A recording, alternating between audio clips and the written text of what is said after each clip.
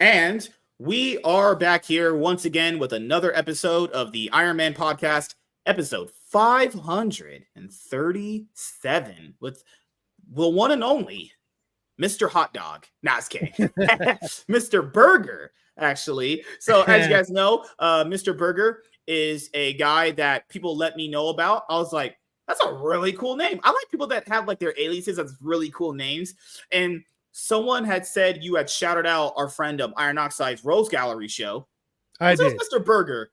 I gotta check him out. I was like, oh, this guy looks pretty cool. I check. I usually, as a content creator, go to the links in the description to the person on the channel, watch some stuff. I was like, oh, he's a guy that kind of likes to do his own thing, make his own stuff. And I was like, okay, he seems like a pretty cool guy.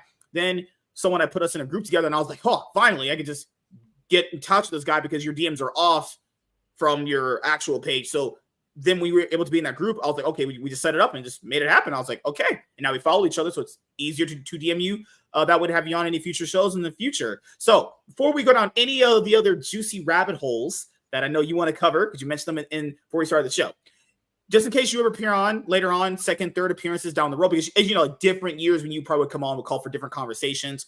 Let's start here with superhero stuff. I always gotta get the origin story out of the way first. So how was your life growing up, man?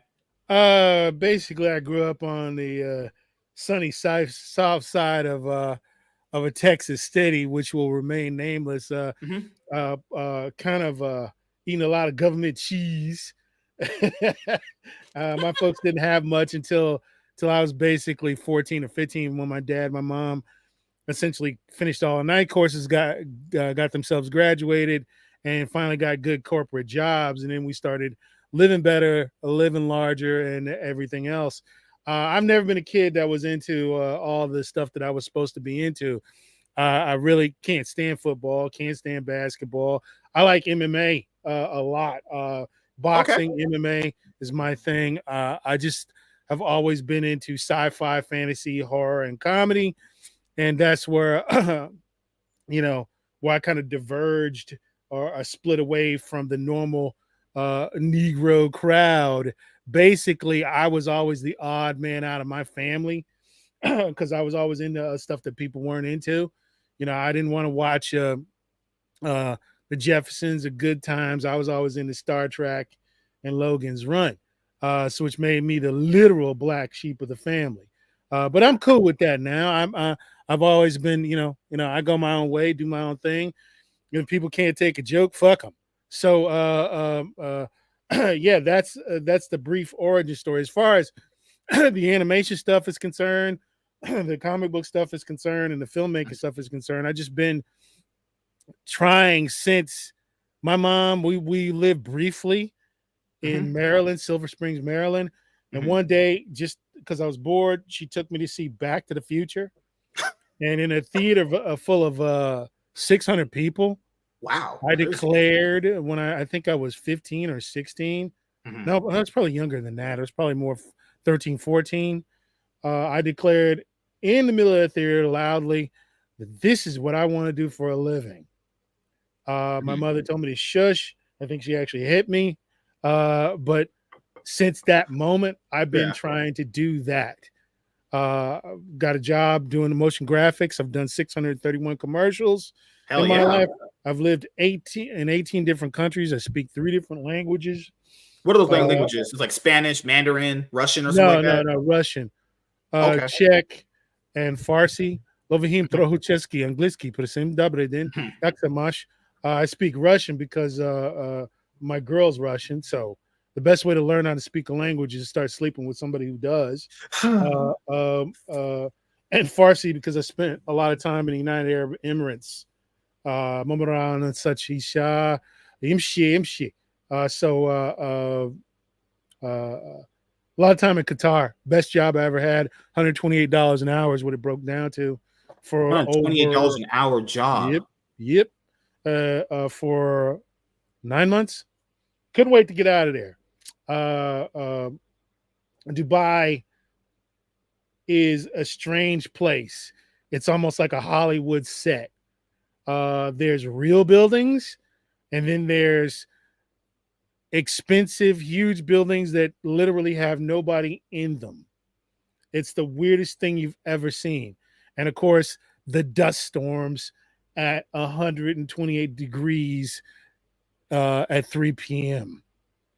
Literally, you walk out of it and you're covered in dust, and you literally, it's like walking in mud. It's one of the worst experiences I ever had until I get the check. Then it's the best place in the whole world. But yeah, I got out of there pretty quickly and got back to Europe. Spent Okay. 14 years, 15 years out of the country, doing all sorts of stuff, chasing money, working at Barendorf Studios. I worked on League of Extraordinary Gentlemen. I worked on Doom. Before all that, before I left the United States, I worked at a place called the Orphanage, where I worked on several shots of Chronicles of Riddick. I worked on Cursed with Wes Craven. The Orphanage, I don't think the Orphanage exists anymore. That was one of my first jobs. Rotoscoping and shit. It was a horrible job. Anytime I've done that a few times in my life. Rotoscoping is the digital equivalent of having your testicles removed with a rusty spoon. It is the worst job in visual effects you can possibly have. But I graduated out of that into compositing and 3D animation, and finally got into 2D stuff a couple of years ago, and I haven't looked back. My big thing is filmmaking and animation. The comic book is basically the storyboard just colored in. I will admit, old Mr. Berger is a tourist in the comic book selling or the comic book making area. We just basically colored in our storyboard, but it's a damn good storyboard. But I've always loved comic books. I love the Claremont run of the X-Men. I'm a big fan of that. Big fan of George Perez, the Perez run of Teen Titans. Obviously, strangely enough, up until this year, year and a half ago, I started reading Invincible. Thanks really to good, isn't it? Lane. It's really And good. then for most of my adult life, the Joker has always been my favorite villain. Angstrom Levy is my favorite villain of all time. Then the Joker is now second place. Angstrom Levy is the number one villain, as far as I'm concerned, ever. He's brilliant.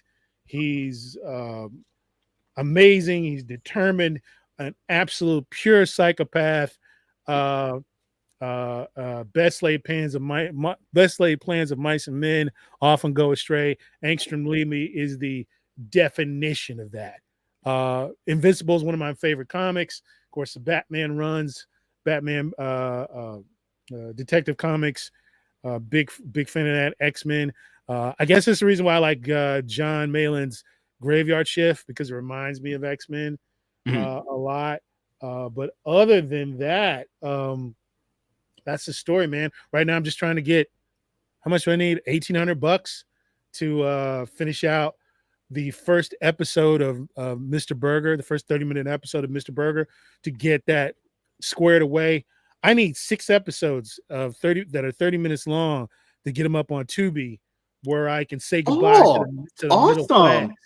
Really? I'm just trying to finish up the first episode and get it bundled up. And then I'll ask you that. How did you get in contact with Tubi? Did you just message them on their social media page or their website or anything? You can't directly upload to Tubi ever. You have to go through an aggregator. And the aggregator, you can use 2 ways of aggregation. You can go through a broker like Indie Rights, or you can go through FilmHub. FilmHub is my weapon of choice, simply because you have absolute control of it. You can upload whatever you want as long as it goes within their standards. You can do everything. You can put the posters up. You can do the ratio. You can do everything yourself. You have complete control over it. Nobody interferes. Nobody does anything. You just get it to them obviously in the format that they want.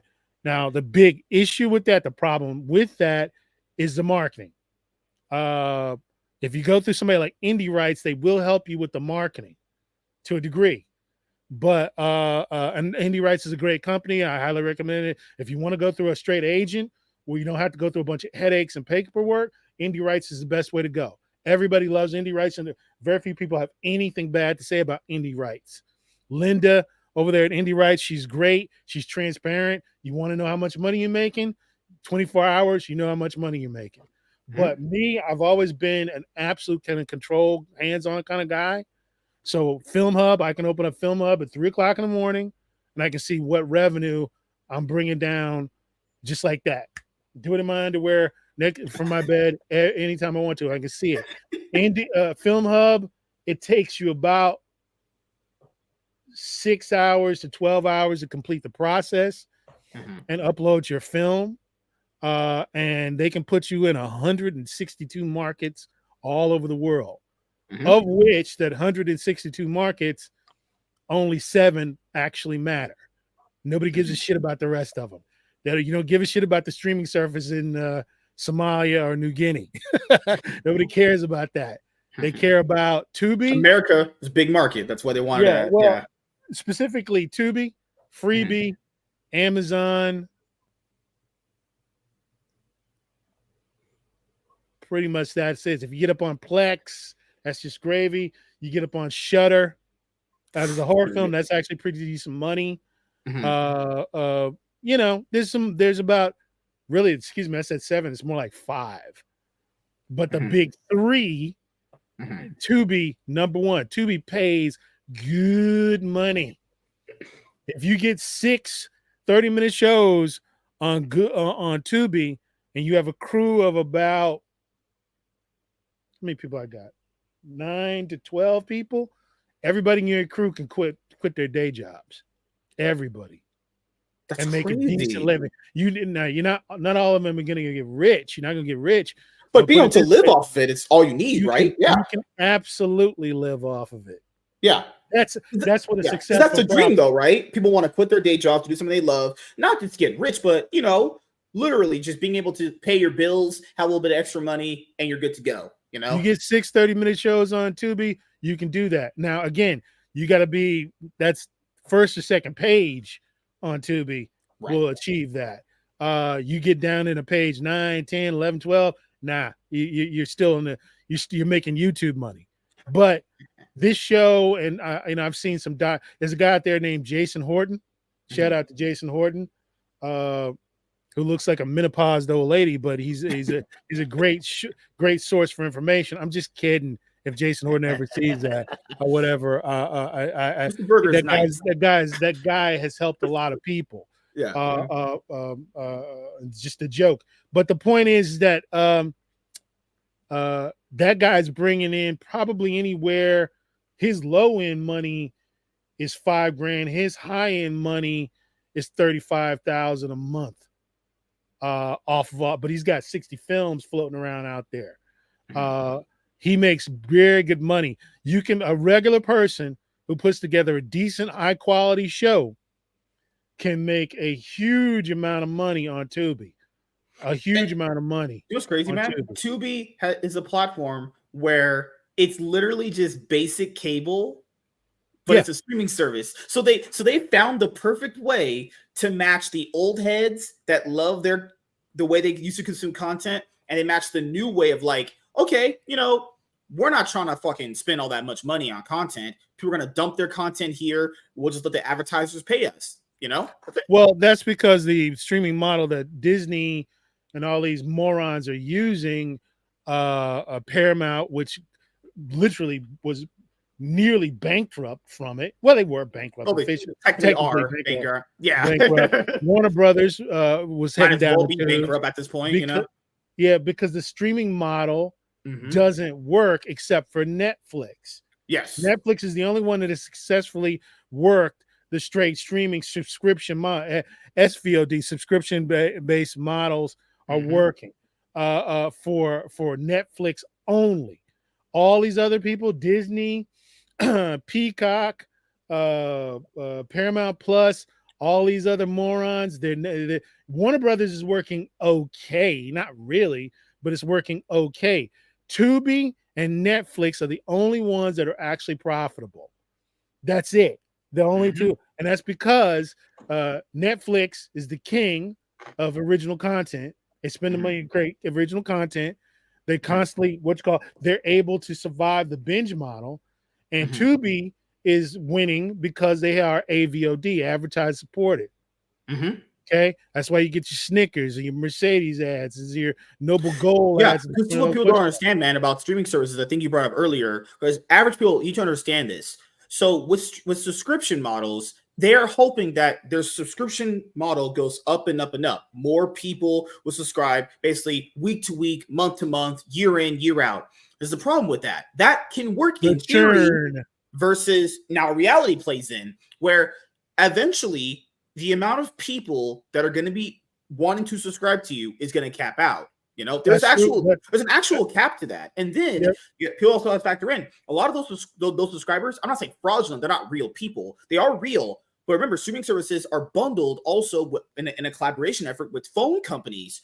Obviously, AT&T and HBO, Sprint does it with, like, I think Paramount or some shit like that. How many subscribers on there are from people that just have, like, everyone has a phone? So how many subscribers are on there just because they have a phone plan? A lot, I would imagine. You've mentioned the one big problem, the cap. The other big problem is the churn. People subscribe, they watch House of the Dragon, and when it's over, They they unsub. quit. Yep. People Another subscribe problem. and they watch God help them. They watch The Acolyte and then they quit. The churn, the turnover is enormous on those streaming services. You don't have that with Tubi because it's free. Also, in this current environment, due to the fact that we have a weekend of Bernie's presidency, people don't have money. People do not have the cash to pay that 19, that even 9, 12, 19, $24 a month. They don't have it. They would rather go to Tubi and watch a commercial for free in the beginning, the middle, and the end, and get the service for free and still be able to watch Aquaman and some other stuff and everything else. See, Warner Brothers has got the right model now.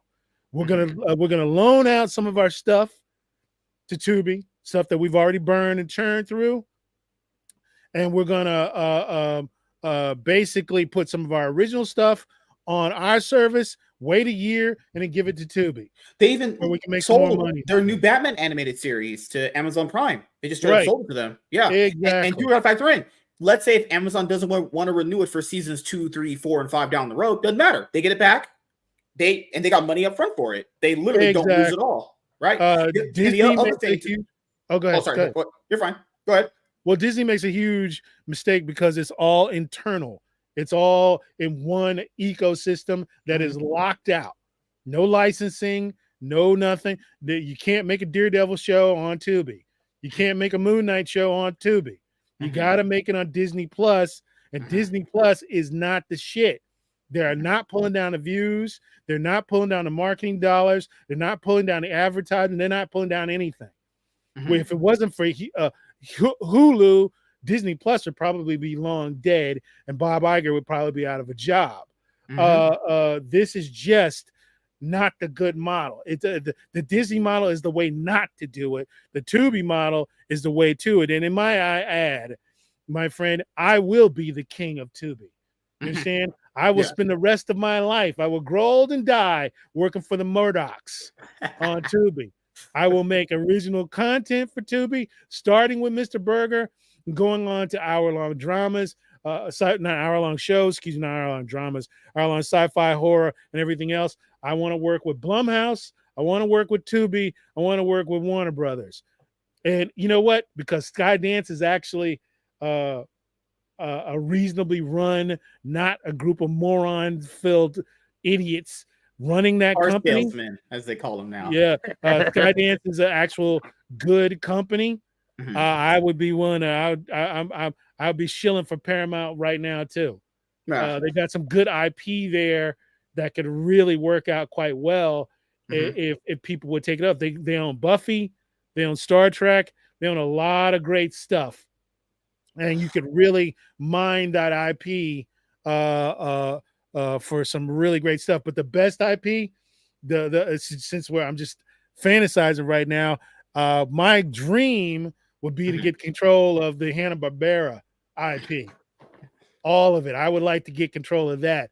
I'd like to get control of the Scooby-Doo, the Mhm. Space Ghost, the Hong Kong Phooey, the Herculoids, the Johnny Quest. I could do real damage with that IP. I really could. Matter of fact, in my opinion, here's something controversial.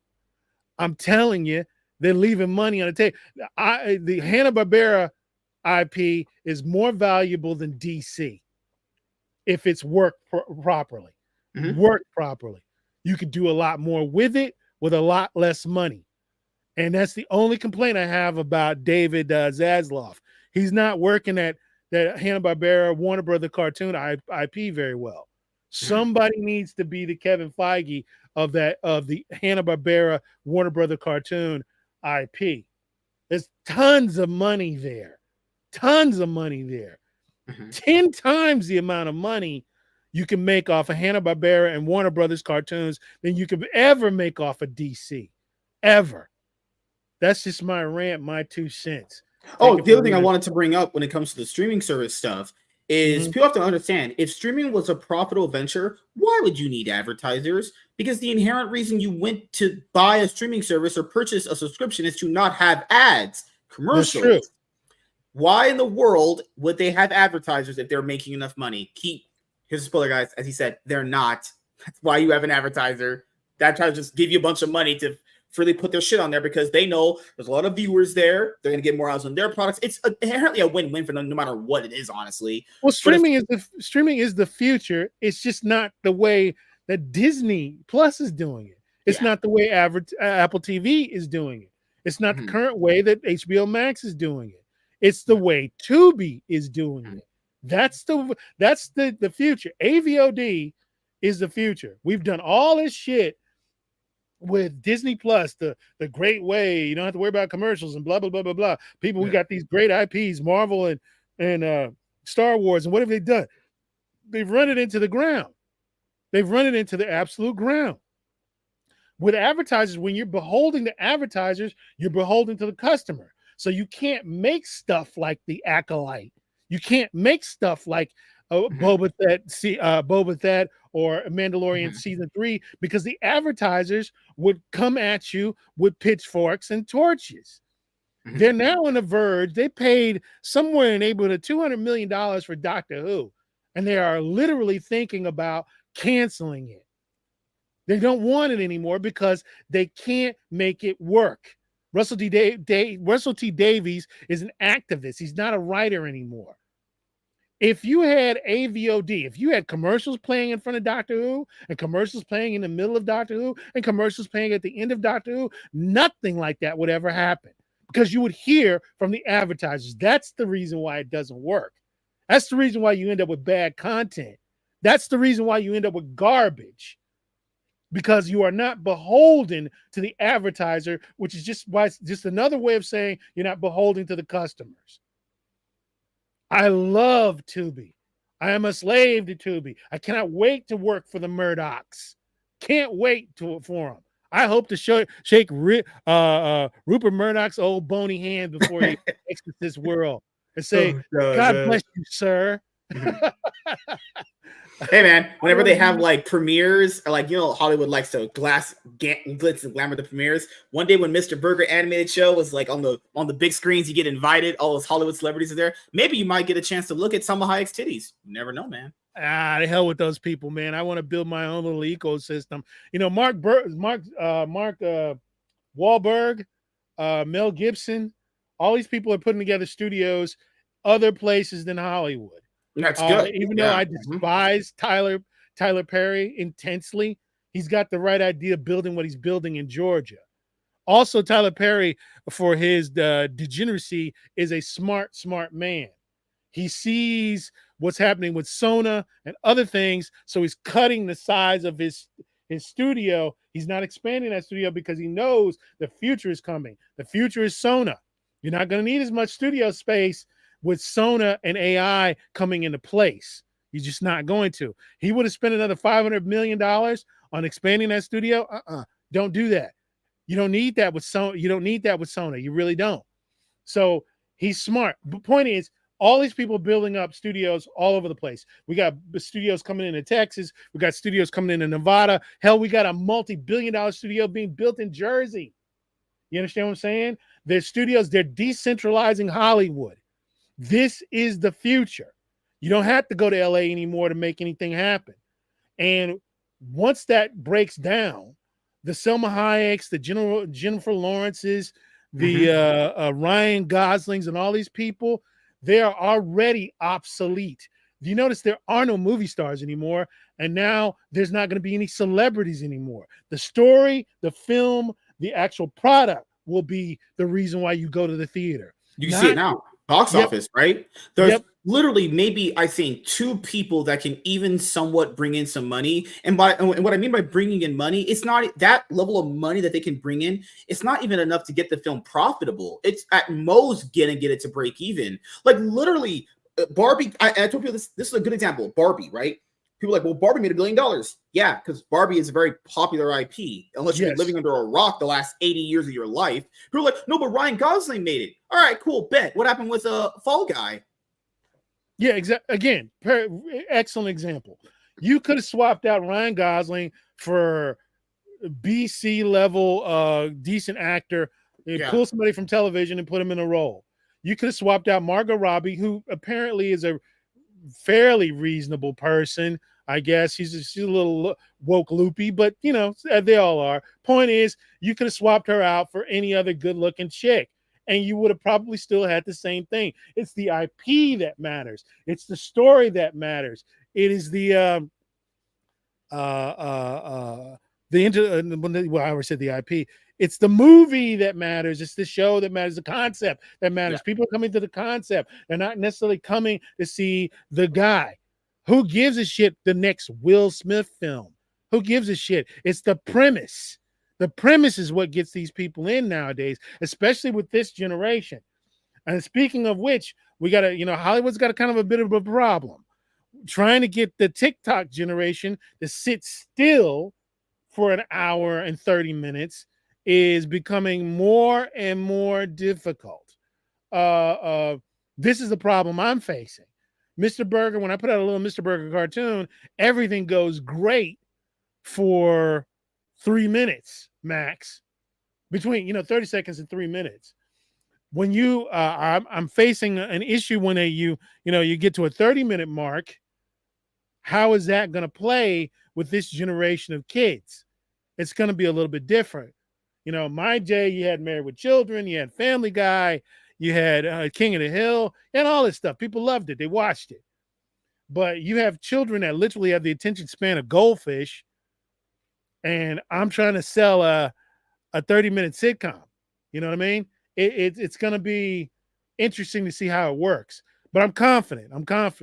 3 shows up, then ultimately expand out to 6 shows and do 6 shows a year, basically until the day I die on that animated property. That's what I want to try and do.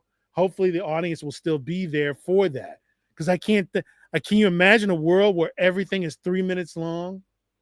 A show, a movie, a sitcom is 3 minutes. Damn, I can't really see that. I don't want to be in that world. Fuck that world, man. I really don't. don't. But that's the generation that's coming up.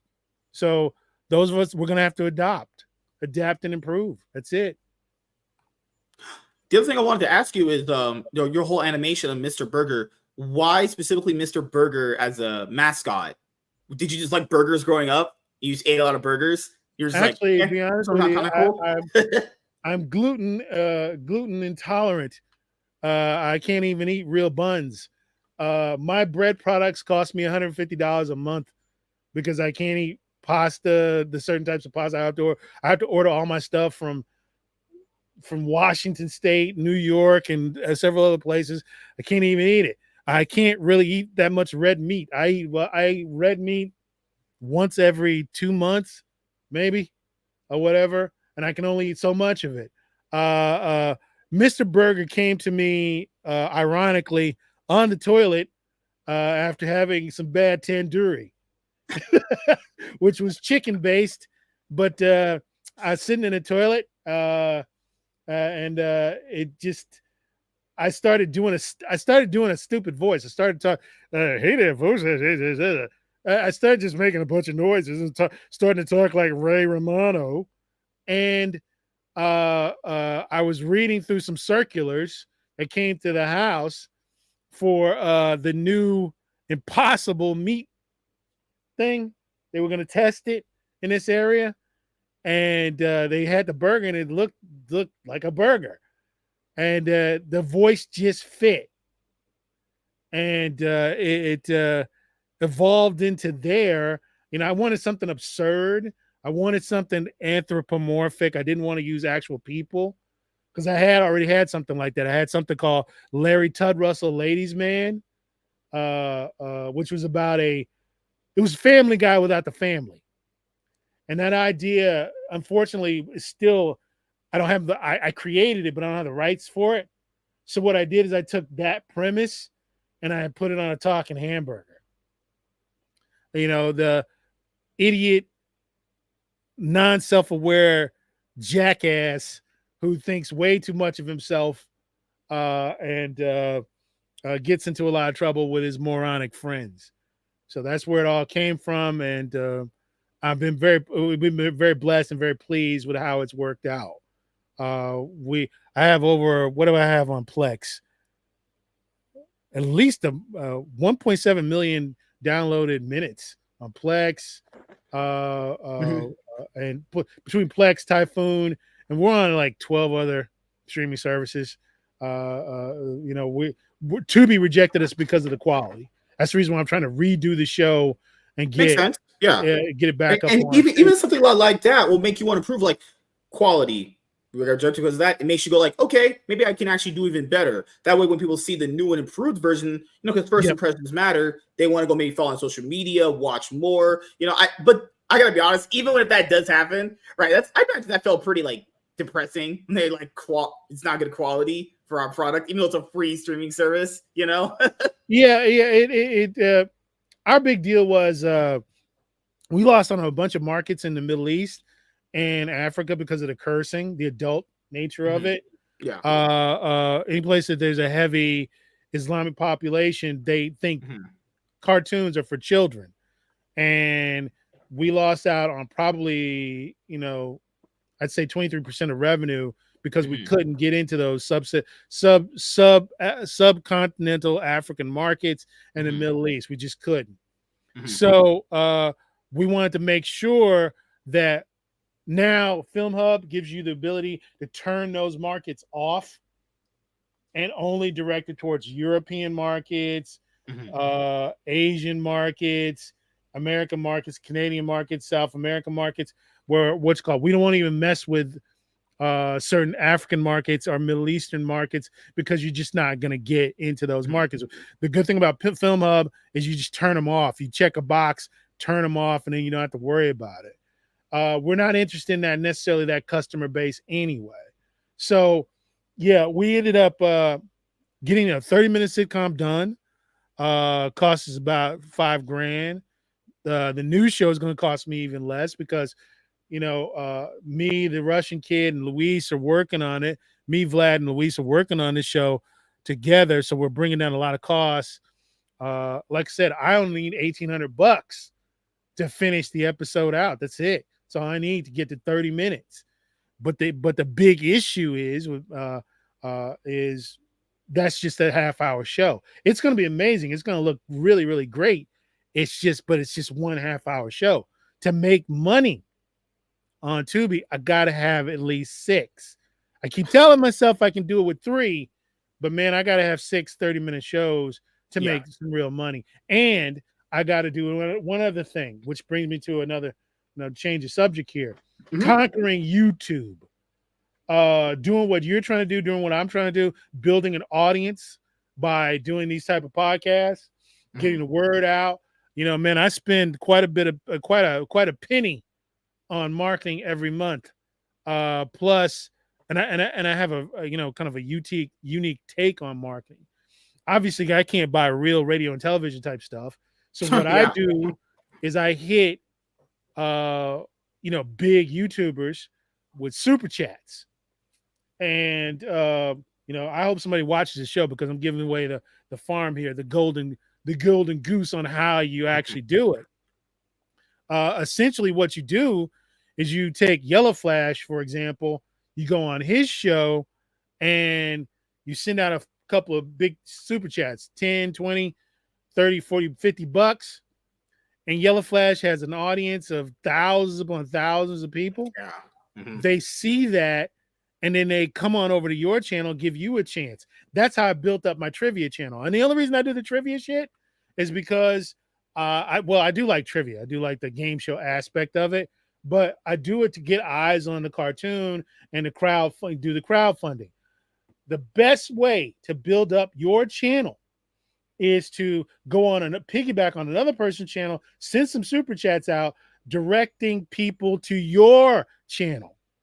I also, Yellow Flash was the one that actually gave me the idea to do the trivia. He did a call-in show, and this dude said, I'm going to do a pop culture news and review show. And he said, man, don't do that. Everybody's doing it. Everybody's doing that. You just be another guy doing the same thing. And then I said, okay, well, I started thinking, he's right. I started thinking, well, what else can I do? And I started doing trivia. And I went from 27 people to well over 3,000. And we're on track to hit 4,000 or 5,000 by the end of the year. My goal is to be the nerd-rotic of game show hosts. I want to. Not a bad idea. Sounds pretty good. I like the idea. Yeah. I want to find an audience that likes game shows and get them in there, and all the while running commercials about my cartoon and how you can support it. Folks, if you're out there, the best way to build your channel, you watch all these things from vidIQ and that bald guy with the glasses telling you how to do this and how to do that on YouTube. Look, fools, folks, find a YouTuber as John Malin, Cecil. Give him a super chat and say, by the way, subscribe to my channel. Cecil, you're very funny, but subscribe to my channel. John Malin, you're awesome, but subscribe to my channel. So and so forth, bring value to your channel. Also, another thing, if you're doing a cartoon or some type of project, make it about the YouTuber. I entered and almost won a film festival by creating a cartoon called John Malin Kicks Everybody's Ass. John Malin is a legendary comic book artist.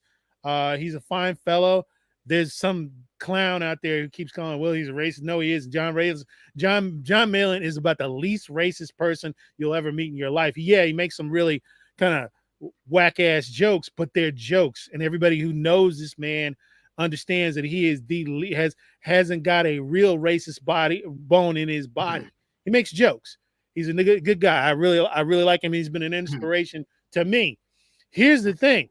I made a cartoon called John Malin Kicks Everybody's Ass, and I entered a small part of it. It wasn't even finished into a film festival in Austin, and we almost fucking won. We had really good audience support and everything else. If you want YouTubers, big YouTubers, to pay attention to what you do or pay attention to your channel, create something that involves them. Everybody's got an ego. Everybody's a bit of a narcissist. So make a particular thing or a comment or something like that and that involves them. Mr. I got basically the cartoon's about, I mean, I can bring it up very quickly, but the cartoon is about my character getting in a big ass fight with his character. And essentially it's like a 30-second thing if you got the time. But it's a good weapon, a good way to promote your own channel by piggybacking off of somebody bigger. Stand by one quick second. No problem. And I'll show you. This is going to be released, the complete version. I've been trying to get this thing out for 3 months, and I have yet to get it completely out. Hold on a second. No problem. Mr. Burger, the pilot. Mr. Burger. Videos. Voiceovers. Videos. 1 second. No problem. As I've told people before, if you want to get out there, well, you're gonna have to, put in the hard work, because some people, dude, they're just like so apprehensive of putting in the hard work at all, just in general, then the content doesn't do well, and then another rabbit hole. Wait, one sec. It's right there. And of course, this is John Malin kicking me in the face. And I bounce around the ring, and I end up just being bullied and manhandled by John Malin. Now there's a full 2.5, 3 minute cartoon about this, but one way I got his attention, and again, I what's called was to put him in a cartoon, and it's based upon an old Warner Brothers cartoon about Bugs Bunny getting in a boxing match. I don't know if you've probably ever seen it, but yeah, it is a great way to get people's attention. Tom Connors, who has turned out to be an actual great friend of mine, we did a skit for Mr. Burger. The first part of that, which was Hot Dog and Mr. Burger getting into a fight with John Malin, and he came up with this music video idea, which is this one. Okay. I'm cruising down the street to my neon light when I see you. That's clean. Yeah, it's extreme. What's called Tom created the song, and then I got together with Luis and did all the storyboards, and we hit it and got it out there. But Tom Connors is involved in my show. Now, Tom Connors is not necessarily. I wouldn't just have Tom involved with it if he wasn't hugely talented. I don't know if you've ever watched Midnight Ads. Tom Connors does all these voices, all these different voices, and I just got bold enough to ask him, "Hey, man, would you like to do some voices on my show?" And he amicably agreed to do that. And he does a character called Hot Dog, and he's brilliant at it. So he's actually doing a voice in the actual main show. So again, he's going to help promote it. He's going to help do cool things with it. I'm very happy to have Tom on board. And again, not just because of his clout, but because he's a genuine, amazing, talented guy. And also a damn good dude, man. A really good dude. So pick your people to work with. Pick people that, also Tom wants to do his own cartoons too. I want to help him. He's trying to do these things called Tommy Tunes, and I want to help him do it because he's got some good ideas for it. So I really like working with these people. They inspire me, and hopefully, definitely, I want to get Tommy Tunes on Tubi as well. And I'm determined to get Tom rich and get him over to Japan during a Comic-Con, and we just wreak havoc like Godzilla and King Kong. Yeah, because what you said earlier is what a lot of people just kind of mostly struggle with. It's like taking that initial initiative to do the thing you want to do, and then you're going to have days that even after you do the thing you want to do, there's rough periods with it. There's always going to be rough patches. How do you get past those? I have no choice. I have to get this done. See, that's mindset. You have to do it. For several reasons. I'm on a mission from God, and to complete that mission, I need money. So that's one of the biggest reasons. I'll just leave it there. But also, it's funny, man. I really think that Mr. Burger is a funny cartoon. Everybody who's watched it, I could play the transphobia cartoon for you. It's really funny. But YouTube has their problems with that, as you know. Yeah. But the thing is, it depends. You let me know if you want me to. But transphobia cartoon, it's not really about transphobia. It's really about conforming to groupthink. It's conforming to wokeness. It has nothing. It doesn't say anything bad about transphobics. It's about what happens if you disagree with someone else's point of view and how they try and cancel you. I think that's an important message to get out. I think that beyond Mr. Burger, I want to do something with the people are not making good Star Trek. I would like to make, if you're not going to make good Star Trek, then I will make good Star Trek. I just want to call it Star Trek. do basically what Seth MacFarlane did with the Orville. If you don't want to make it, I'll make it. I have a horror film called Dispatch, which we've tried to get off the ground several times, or whatever, but we never really got the funding completed. That's when I turned to cartoons. Because you know what? You can do a 30-minute cartoon for $5,000 and have it look great if you find the right crew to work with you. Voices are very cheap compared to renting locations for $600 a day. Yep. So I want to get into doing that. I want to get into making films, and I have this other idea that combines, the X-Files with John Wick. It's a lot of stuff that I want to try and get into doing. I don't want to just do animation. I want to do live action stuff. So I got to keep pushing. I can't let failure or anything keep me down. I promised these people on my crew that I would get them across the finish line. And then once we're all millionaires, I would die the next day of a heart attack or get hit by a bus. Or the black guy think is getting shot. Yeah, something like that. I go and get some chicken and waffles and get my head blown off. So, right after I get $50 million. So the point is I'm determined to do this. These people, they've given me their work, they've given me their time, and I'm not going to let them down. I'm going to be of account. I'm going to get these people across the finish line. I'm going to get us successful. I said I would. I gave them my word. I'm going to do that. Yep. And then whatever happens to me, happens to me. I'm not really concerned about it. But I want to get these people out there, get this stuff up there. I want a form of immortality on this earth. I want Mr. Burger to be seen for the next 300 years for some streaming service. I want the other thing. I want to create the other films and television shows. I want them to be seen because I think they're good, and nobody's going to make them for me. I mean, I'm not going to win any contests of screenwriting. I'm not going to, nobody's going to give me $1 million to do this stuff. I got to get it myself. Yeah. Part of that is to build an audience. Do what you're doing. That's the thing with life. People understand is nothing. What was the saying growing up? It's like closed mouths don't get fed, something like that. Where things just don't kind of happen unless you're really, really lucky. Exactly. You gotta make stuff happen. Yeah. You gotta make shit happen. You gotta be willing to do what the other guy won't, and you gotta get out there and make it work.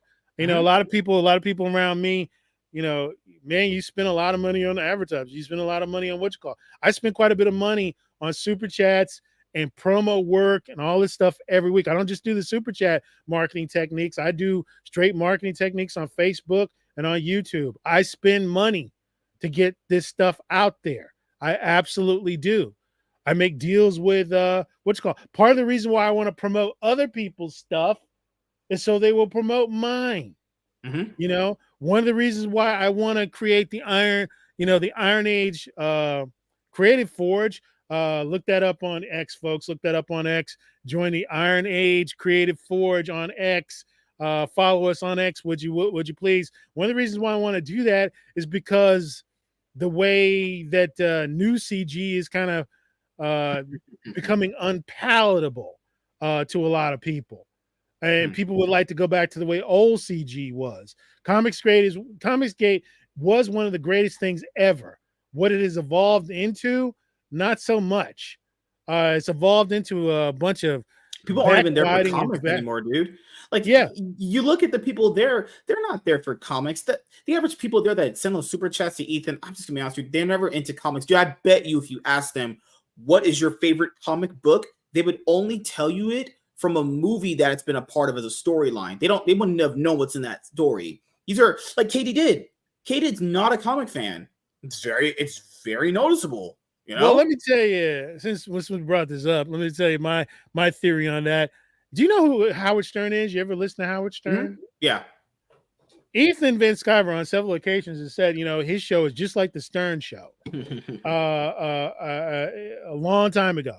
And if you know anything about Howard Stern in the 90s and the late 80s basically had this technique.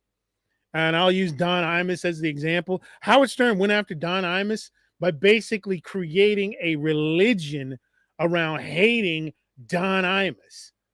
he fixated on Don Imus. By the way, Don Imus is a piece of cocaine using piece of shit. He deserved the ill treatment that he got. But the point is, it's the technique. He created a religious movement around hating Don Imus. That was Ethan's thing. That's Ethan's thing.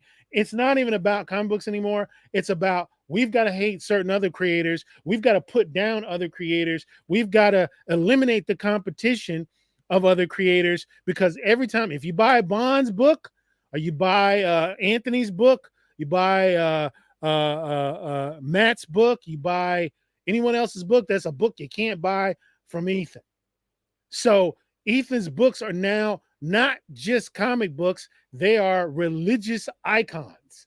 He has created a cult. And the thing is, he basically admits it. He says it. This is a cult. He said the other day, not more than 2 days ago, you people pay me to savage, badmouth, and piss on other creators. If you didn't pay me to do it, I wouldn't do it. His audience wants him to do that. So he's servicing his audience. Yeah. I think he takes a lot of joy out of it, which I think is a little bit pathetic. But again, it is that's his bag. He's using the Howard Stern technique. Mm-hmm. Basically, you literally, Don Imus was always someone who was attacking not just Howard Stern, but attacking his audience. He was going to take something away from you guys, not just me. So you got to get on board with helping me. This is not just about buying comic books. This is a religious quest to stop the evil, whoever it is this fucking week, whether it's Eric July or Yellow Flash or whatever. It's fucking retarded. It's ridiculous. It's dumb. Well, a lot of the arguments don't even make any sense. It works, though. Yeah. The arguments he even uses just don't even make any sense. These are just like, bro, some of that stuff is just borderline retard shit. Like that if you even talk to anyone in real life about similar things, it would just be like nothing burger conversation. It's like, oh my God, a guy wants to be all by himself, do his own thing, and be successful. Well, yeah, that's like most people ever in existence. Like that wouldn't even be a controversial take, even if you didn't live life at all. Like him as an artist, he'll be like, well, I'm doing art, I'm doing quality. Well, no, you're not, by your own logic, because first of all, because quality is a subjective thing anyway. That's a subjective thing across the board. The thing with that he doesn't understand is a person that takes that long to make something, you're just going to get passed up anyway. Like someone else could just come up and pass you up and obviously, be a person that someone else could notice as a content creator. Artists are just weird people, dude. Artists will say some of the most weirdest, dumbest shit ever, dude. Well, the thing is that it's also a great way to make money. Somebody I have a bit of an issue with, but I'm warming up to him, is a gentleman named TJ, because he's the one that basically said, again, accuses John Malin of being a racist, which is ridiculous. Mm-hmm. But I'm warming up to TJ, frankly, about him. I have a much better deal about him. I just wish he would stop saying that shit, because it ain't true. But my point is, very quickly, is that TJ pointed something out about a guy named Frog Tony. Frog Tony said on a stream that his only thing all he wants to do is to make money by making negative videos about Eric July so he can quit his day job. You understand what I'm saying? Yeah. He wants to generate hate, animosity, and a bunch of bullshit about Eric July because it makes him money. You understand what I mean? That's fucked up. That's absolutely fucked up. It really is, in my opinion. Now, it's a free country. You can do whatever the fuck you want to do. But that's some fucked up shit. And again, I'm not simping for Eric July. I've never bought any of his books. None of them. I will consider buying Blood Ruth. Mm-hmm. Here's another fucked up thing. I actually tried to tell Eric July and basically, hey man, look, what you paying for your animation, what you paying for your CG work or your visual effects work, there's a way for you to cut that cost in half and do it through contacts, in Russia, India, and some other places where you can get animation work and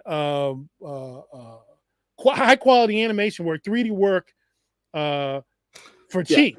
You can get, I mean, the same work, the same animator that you pay $85 an hour for in the United States, you can get that same animator for $25 overseas. And it'll give you the same quality work, and it's hell, it'll be better. Yeah. And again, and I put that out there towards Alex July and really never got a reply back. That's cool. I understand he's busy. You understand what I'm saying? I don't hold that against the dude. But again, I am not some simp for this guy. I'm really not. My deal is, I didn't give a shit about the Ethan and Eric July conversation at the beginning. At first, I thought it was just two rich guys yelling at each other, and there wasn't no skin off my ass. I wasn't making no money off it anyway. But when I chose sides, when I actually started caring about it, is when Vito got involved. All right, that's when I got fucking came to Jesus. That's when I really started getting into it, because Vito came after me for making a simple comment about the Mr. Girl situation, and he kept at me, and his fat fucking loser minions came after me. So I decided to do the documentary. I'm gonna do 45 minutes on this clown. 45 minutes on this clown. We're gonna go in depth, and we're gonna do a lot of stuff. I'm actually, I'll tell you what, I'm paying somebody to dig into all the stuff on Kiwi Farms, all the stuff on Reddit, all the stuff on YouTube, all the stuff on Twitter. Use the Wayback Machine. We're going to find out all there is to find out about Vito and Mr. Girl. And I have piles and piles of stuff. I have a folder that is over 212 gigs of material, high quality material, pictures, audio files. I got more of it today on that little saga. It's not just Vito. It's all of the Dadler Dick shit that's connected. Dick Masterson and his little crew. There's something funny going on there, specifically around his house. I'm not going to get into it. I'm not going to say anything to get you in trouble. Well, the weirdest thing was him championing Riley to go harass Eric. That's the weirdest thing. Oh, my friend. Yeah, because this thing is, even if someone like you don't have a problem with Eric at all, but you don't hate him or anything. Like the average person could, the average person could look at that. Yeah, the average person could, look at that shit that's going on and be like, that's just weird. It's so uncalled for. Oh, you have no idea. You think Riley is the weirdest person that's running through that crew? You don't have any idea. Ethan Ralph, did you, bro? Man, when you start going down the rabbit hole that is Vito, you have no idea where it takes you. It's incredible. You know what? In the documentary, I'm gonna do my best to leave Dick and that crew out of it, but it's almost impossible because it's so intertwined. Right. I just want to talk about Vito and Mr. Girl, but I'm telling you, you can't really avoid it because they're so connected. Here's another thing. I haven't said on anybody's podcast. I'm saying it exclusively on yours. Somebody in that goddamn crew is going to blab about what's going on specifically in that house, Dick's house, that he didn't pay for, that his dad did. He tells that lie all the time, that big Dick has got so much big money he bought a mansion. Bullshit, your old man bought it. Here's the thing. Somebody in your little crew, Dickie boy, Juju, is gonna blab about your shenanigans what's happening in that house. And I'm telling you, do yourself a favor. I'm not even recommending, do it if you want to. Actually, matter of fact, I'm putting it, don't do it. Don't go to Kiwi Farms and click on the link of the Diddler Dax link on Kiwi Farms. Don't do that. Do not go to Reddit and start looking it up, because it's some horrendous shit that these clowns might be allegedly up to. People have alleged to it. Yeah, there's some pretty fucked up shit there. I mean, the fact that they hang out with dudes who think they're women, that's already a red flag in and of itself. Man, I'm telling you, get into the whole Burning Man situation with Juju the clown. Juju the cow. Excuse me. I'll ask you this, since you're talking about Vito. Are you going to go over the part of his Cutie's tweets actually. Man, that's covered in the first couple of chapters. I got this thing broken down into chapters. It's crazy how he said he was joking. Okay, then why did you make another follow-up tweet saying you weren't joking? That is the ultimate put foot in your mouth shit. Man, I'm telling you, I got some stuff that people have not necessarily. People have seen. It's all out there in the public, but there's some stuff out there that's not as out there as it should be. There's some tweets on there that I don't think people have ever seen because I think he tried to clear them off or whatever back then. The amazing thing about Vito is the fact that he is unyielding in his support for Mr. Girl. It is bizarre to me how he champions this motherfucker in such a way that seems almost pathological. My thing is that needs to be exposed. That needs to be, people need to be able to see that and judge for himself. Here's another thing. My deal with Vito was, man, I will send you clips of the things that you've said, that Mr. Girl has said, that some Diddly-Dax crews have said, Digibros have said. I'll send you clips of this shit, and you take those clips and you do a reply. You say whatever you want. Explain this. Explain how this is a joke. Explain how this is satire. Explain how this is no big deal. And you send me those clips, and I will air those things in the documentary, edit free. I won't comment on them, whatever, and all that stuff until afterwards. I will let that clip play all the way through his explanation for what he meant by whatever clip I send him. Give him all the time he wants to do that, and then I'll comment on it afterwards, after it's done. Because I want Vito to comment on this stuff. I want Vito to basically try and explain the unexplainable. I want Vito to defend the indefensible. Because he knows, by the way, he hasn't done it yet. I've sent him 3 clips. 3 clips. And he hasn't replied to any of them yet. Because he knows he can't. There is no way to explain your undying loyalty to a man that thinks it's cool to sexualize a 12-year-old girl. There is no way to explain your undying sympathy for people who have certain predilections towards children. There's no way to explain that. You can talk for 1,000 years and you are not going to get the public on your side. It ain't going to happen. But I do want Vito to try. I want to give Vito the chance to explain himself in his own words. I absolutely do. It's like that boogie shit that just happened recently where he lied about cancer. It probably will be about as bad as that. Oh, it'll be infinitely worse. Because again, last point on this, Mr. Girl didn't just say stuff about little kids. Mr. Girl has made comments about how rapists, how people who are raped, women or men who are raped, basically kind of deserve it and are asking for it. I'm paraphrasing. This was supposedly a joke. This was supposedly a joke. Oh my God, man. I would like Vito to explain how that's a joke, how that's satire, how that's humorous. Explain the shit. You have a position, defend it. I'm gonna try and do 45 minutes on it.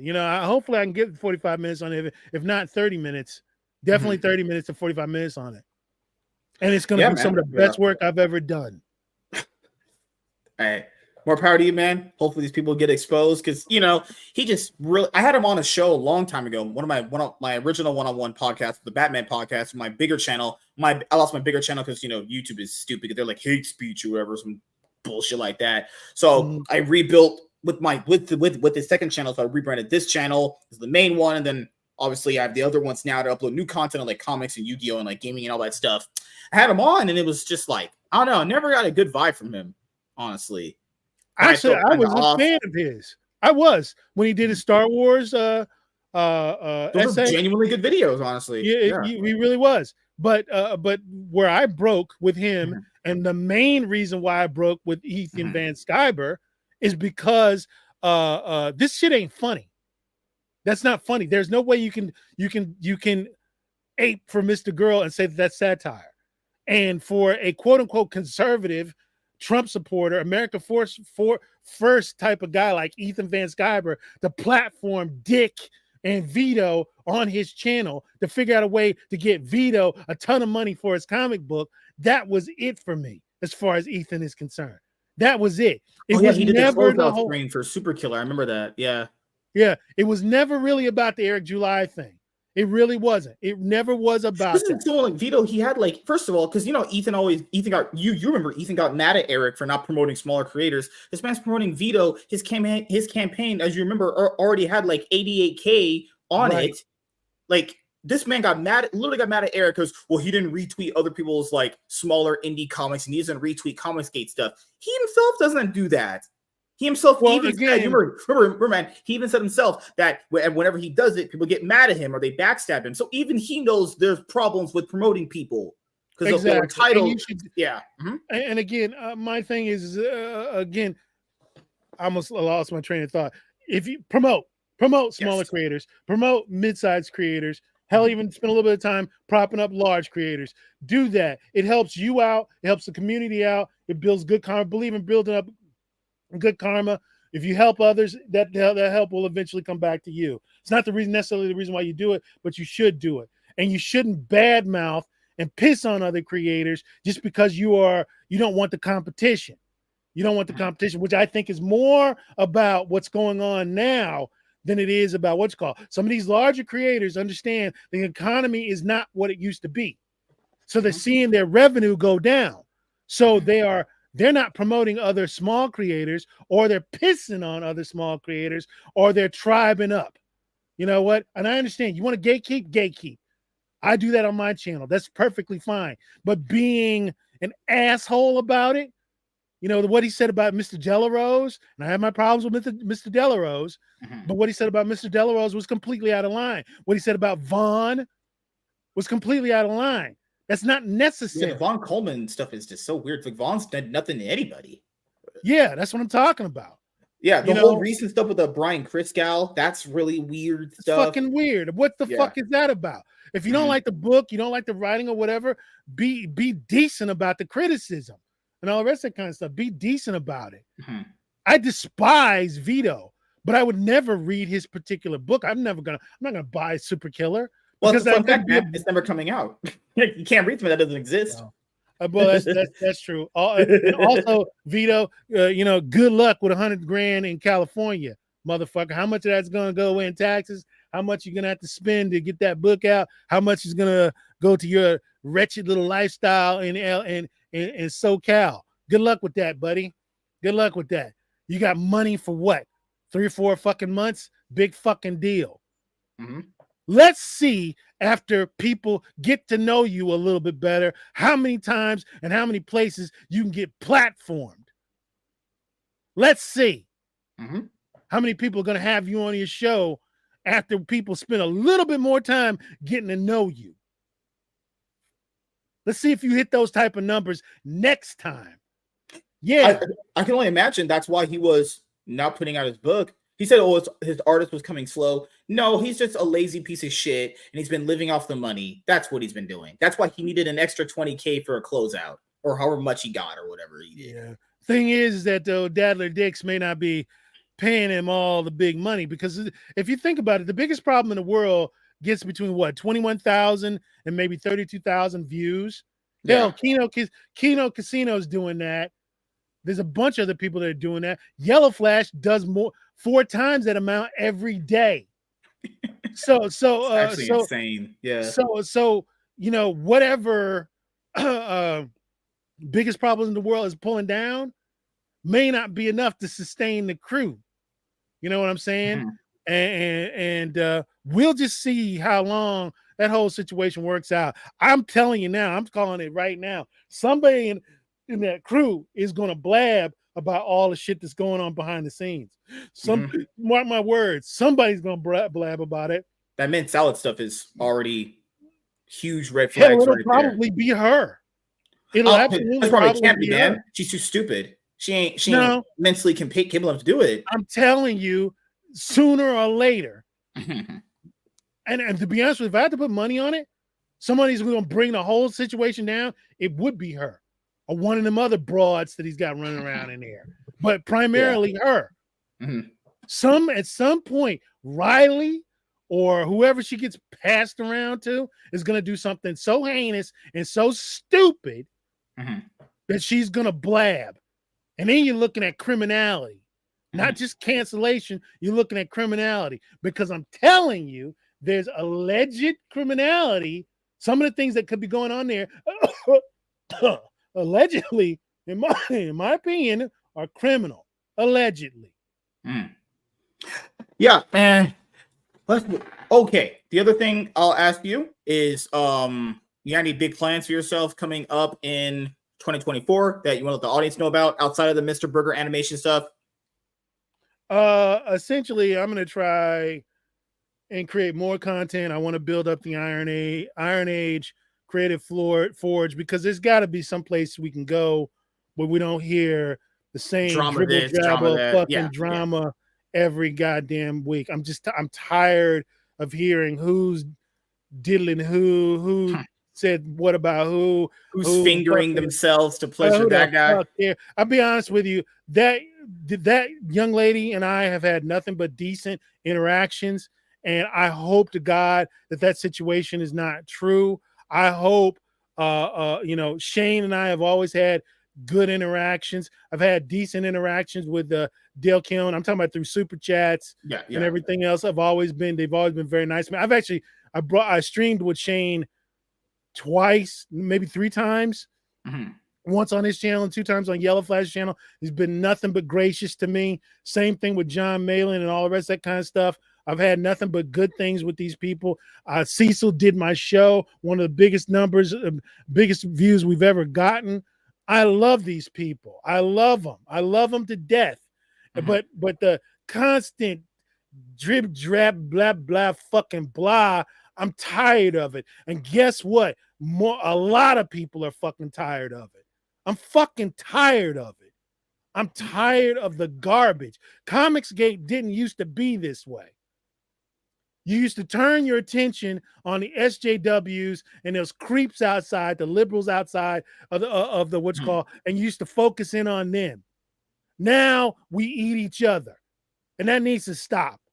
That really needs to stop. So all comic skaters, all Iron Agers, come on over to the Iron Age Creative Forge, and let's just get back to selling comic books, crowdfunding animation, crowdfunding comic book, crowdfunding film, crowdfunding music, crowdfunding everything without all the fucking drama. I'm tired of this. Everybody is. Come on over to the Iron side and let's do things right. And we can eat too. You got burgers and hot dogs over there too. You damn straight. Damn straight. The thing is Too Fast, Too Furious. We ain't hungry no more either. Footlongs and doubles. I'm tired of it, man. I'm sorry. I didn't mean to do that. Hey, man. No worries, dude. I'm sick good. of it. Yeah, it would only be entertaining if it was different things. It's the same shit, and then when you break it down logically in your head, it's stupid. It's basically one guy getting mad that another guy didn't do things his way. That's the gayest shit I think I've ever heard. It's so stupid, you know? Yeah, it was annoying, but again, that wasn't my big issue with it. My big issue was fucking Vito. Vito was the straw that broke my fucking. I'll say it publicly. I'm triggered by fucking Vito. I hate that motherfucker. I can't stand him. Yeah, I hate his. I don't like his. I should say it too. I don't like his friend. I don't care for Vito that much. I don't go to my way to watch this stuff at all. I try to not interact with that guy. Andy Signor, that fat piece of shit. Fuck him. Yep. Fuck Andy Signor. He's a piece of shit. Again, and I know behind the scenes people that talked about him, that talked to me back in the day. I don't know the receipts anymore, but I remember this conversation. I remember those DMs. That was my old Twitter account. He is a piece of literal shit. He has not changed at all. You know, he has that front on his channel. I've changed. I'm not this man anymore. I know those are lies. I know for a fact those are lies. He's a piece of shit himself. Anyone in Dadler Dick's orbit is turning out to be a grade A piece of crap. And for people that platform these motherfuckers, fuck you too. Fuck you too. Really. The hell with you. Mm-hmm. What's crazy as fuck. You know, I got 2 cyber frogs over there. I bought 2 what do you call them? The ones where they those put them in plastic and they give them a rating. CGCs, the graded books. Yeah, got 2 Cyberfrog CVGs. I keep them in a fireproof safe in the office. I used to love Ethan Van Sciver. I would watch his show every fucking week, twice a week, and 3 times on Sunday. I loved his fat ass. I did. I probably have given him $500 in super chats over the last 5 years. Never again. Ever again. Fuck him running. Never again. And again, I will say this to the top of my lungs. It has nothing to do with Eric July. Nothing.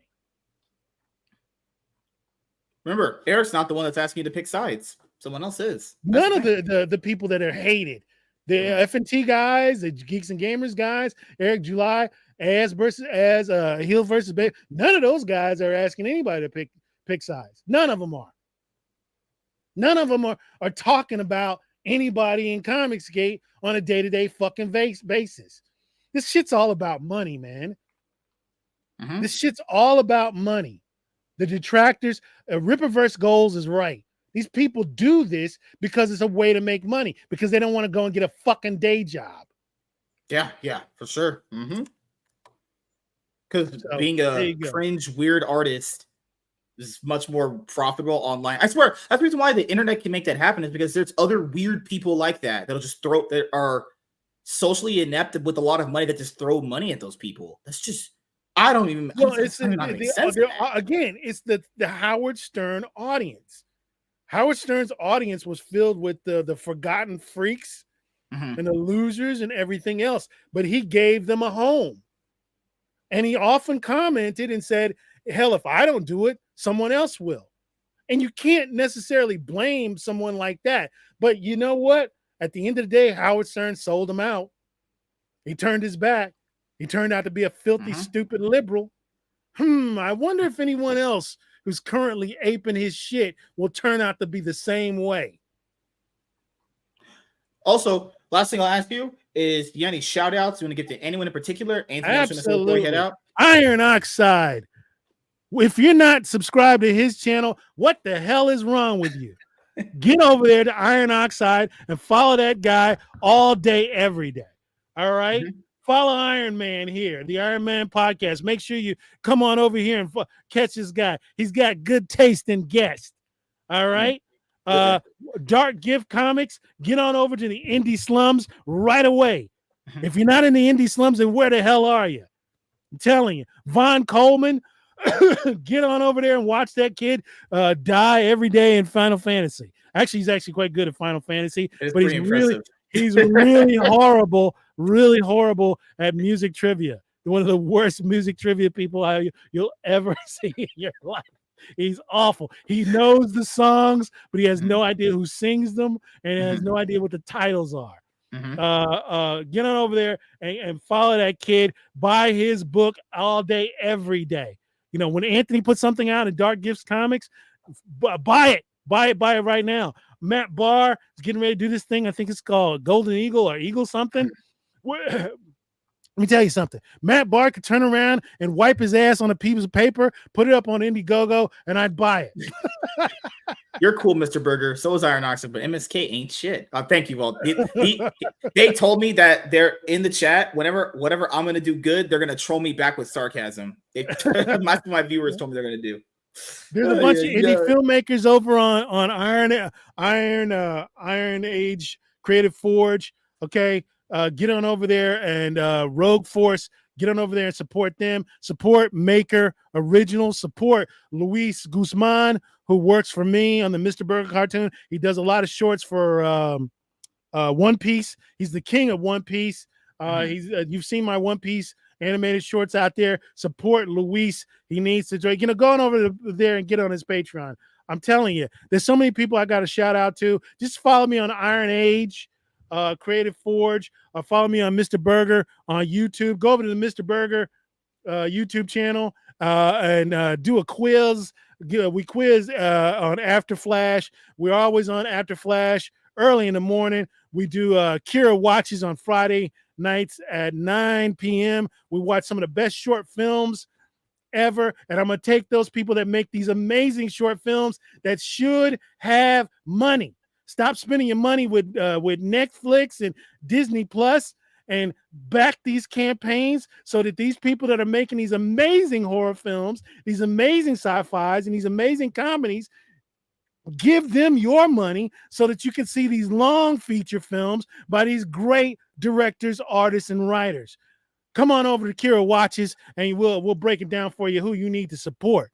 Other than that, support your boy, Mr. Burger. We only need $1,800, folks. Get on over to our Patreon campaign, Mr. Burger 31, Patreon/Mr. Burger 317 on Patreon, and give us a bit of money. $5, $10, so we can get this show done.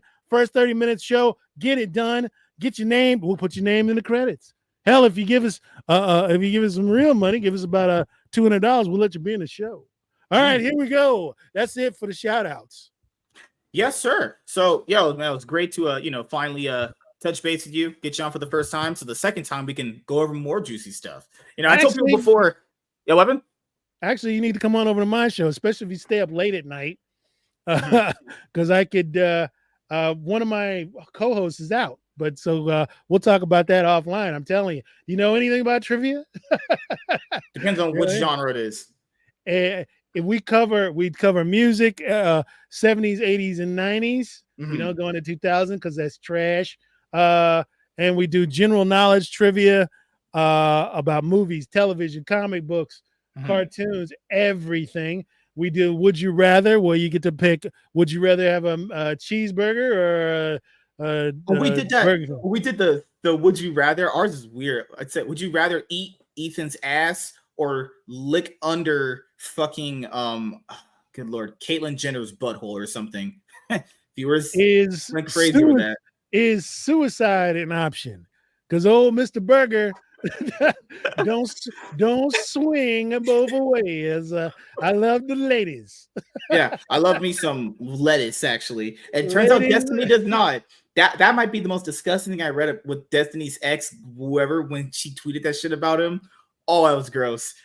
Oh my God. How do you lick another dude's mayonnaise out of another girl's area? You know what? I absolutely believe that about Destiny.